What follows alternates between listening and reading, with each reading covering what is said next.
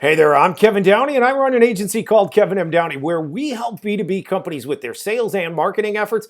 You can visit our website at kevinmdowney.com. Okay, so today's topic, how do we identify who's going to be top performing sales reps? So if you've encountered some of my other content, maybe it was on a podcast, I can tell you resume is not it. It's one of the worst predictors of success for sales and business development roles. It, technically speaking, is one of the worst predictors of success for a lot of different roles, but sales and business development and customer service in particular, experience doesn't really matter. At the end of the day, they've got to be wired for the job.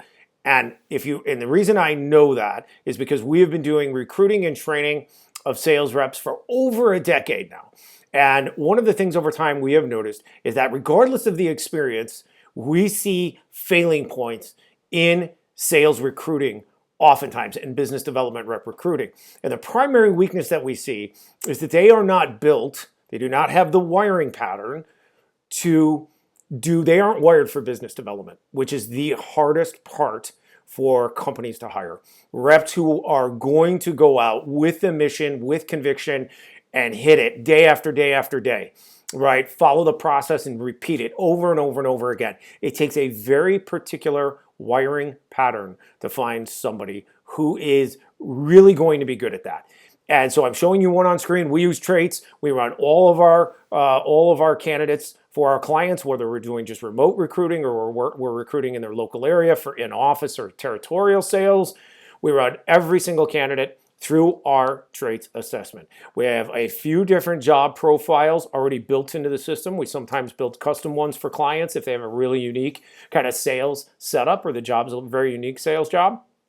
And at the end of the day, I can tell you that when it comes to hybrid sales, which means they have the ability to do both business development and they're going to be a really good account executive, account manager, meaning they are going to build a customer base, be able to work with that customer base and sell to them over and over again, cross-sell, upsell, take care of them, fill inventory, all that stuff.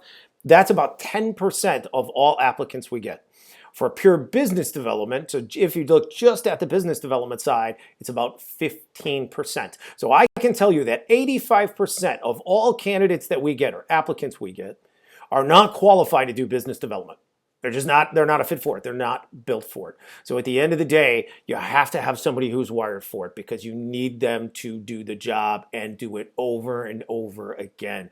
And that is why it is so hard for companies to get reps to do business development or find BDRs who are going to stick and do the job over and over again with success.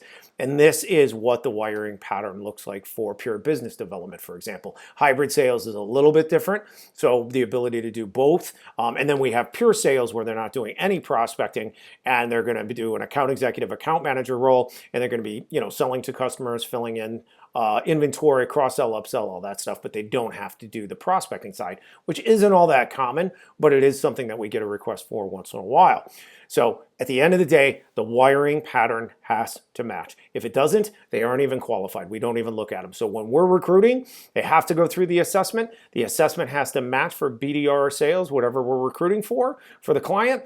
And if they're not a match, we're not looking at resume. It's not a qualifier. It's only a disqualifier. So then we take those assessments, the ones that are actually qualified, 15%, 10% of them. We're looking at resume, a couple of other things, deliver that to you, our client. And of course, you do your interviews and go from there. But that's how you identify sales talent and also business development talent. Okay? All right. Thanks so much for being here. Really appreciate your time. If you have any questions, reach out to our website, kevinmdowney.com. Thanks so much for being here, and we'll talk to you soon. Thanks.